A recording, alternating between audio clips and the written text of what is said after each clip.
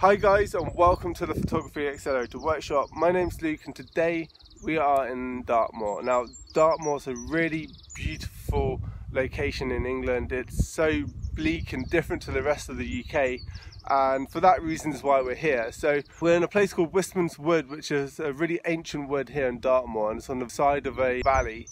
And it's this that I'm going to try and capture, and I'm hoping there's a really good scene here. So what I'm going to do now is I'm going to explore the area and see what we can find.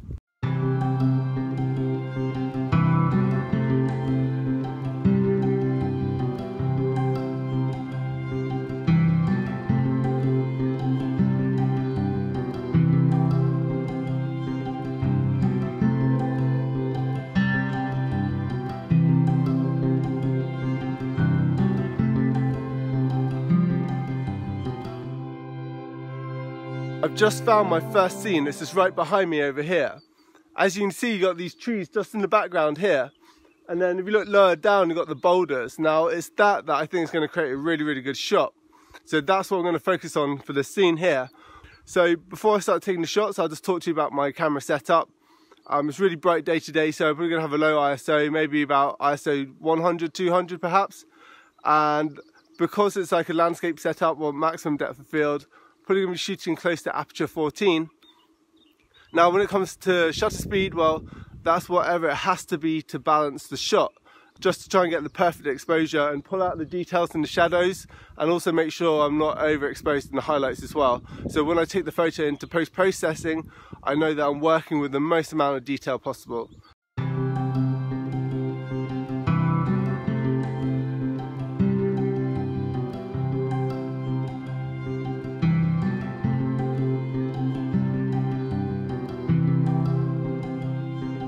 I just took a few shots now. I was really happy with how they turned out, and I'm hoping when I take them into post-processing there's a really good shot to be had there. I had to play around with the aperture, so actually I shot with a slightly higher aperture than normal. I shot it to f16, even up to f18, and the reason being is that because these boulders are quite close into the frame, I wanted like maximum depth of field. Now the closer something is into the lens, the higher the aperture to get it nice and sharp. So I went up to aperture f18. Pretty sure though that f18 is okay and I can get a really good quality shot. Also shooting with my 17mm Canon wide angle. Absolutely love that lens. It's perfect for a setup like this. It's so much of a scene to capture, and I just love zooming out and just capturing the whole scene. I've just found my next scene, and it's just a standalone tree. It's just this tree here. Now it's quite an unusual shape, so I thought it was worth a shot. Now the first scene was like an overall scene, overall view. You kind of give you a context of what this place is about. Now this next scene is just a detail really of this really weathered old sort of battered tree, which I think could make a really interesting shot. So I'm going to photograph this scene here. Now I'm going to set up my camera, and I'm probably going to put it to aperture f8, sort of my mid-distance setup, low ISO, and then just balance the shutter speed once again.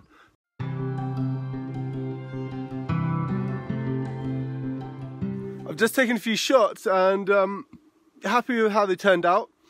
Really looking forward to sticking it into post-processing to pull out that dark, rich green. I think that's going to really make the scene, and I'm shooting in RAW, obviously just to get the maximum detail I can or maximum information. So when I take it into post-processing I can get full control and just really make the scene work. What I really love is this moss. You see the moss here, and all this stuff like this. I mean it's amazing really. And actually what I'm going to do now is I've got my 50mm on my Leica. I'm going to put that on, and I'm going to see if I can pull out some details as well. Once again I go from big to medium to small in regards to the scene, so you really get a good understanding of what this place has to offer and what it's all about.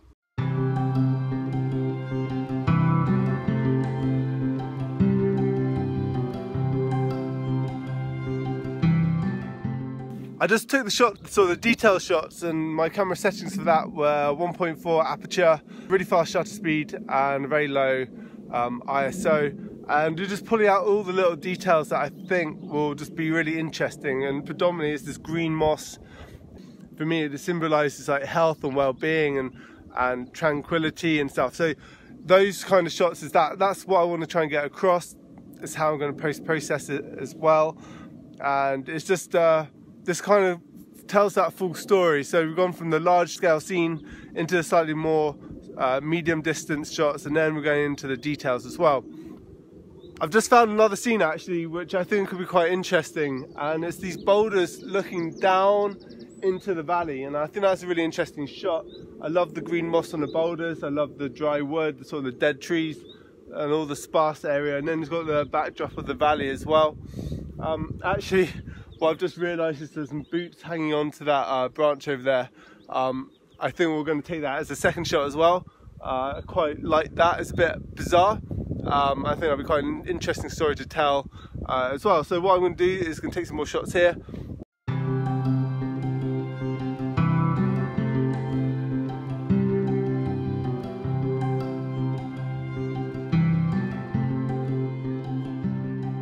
Okay, so these are the boots I was telling you about. I have no idea why they're hanging off a branch, but historically when you see boots hanging off things, it's usually because there's a drug dealer nearby. So maybe there's a drug dealer on top of Dartmoor hanging out in the woods, but I very much doubt that. Anyway, what I'm going to do is I'm going to take a few shots, and also don't ask me how I know that, I just do. So I'm just going to take a few shots of this. I think it's quite interesting, and we'll see what we get.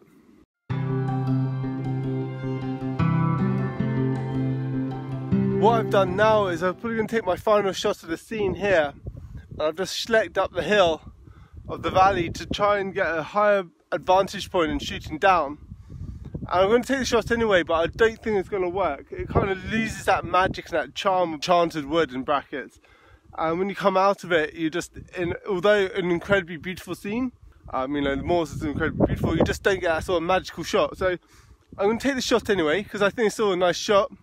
I just don't think you got that same quality as you get when you're shooting inside the wood with all the rich greens and sort of the closure that the wood offers. So I'm going to take a shot now. I'm going to shoot on my 17mm lens, going to high apertures and low ISOs, and then balance the shot out on the shutter speed as well. So let's see how we get on.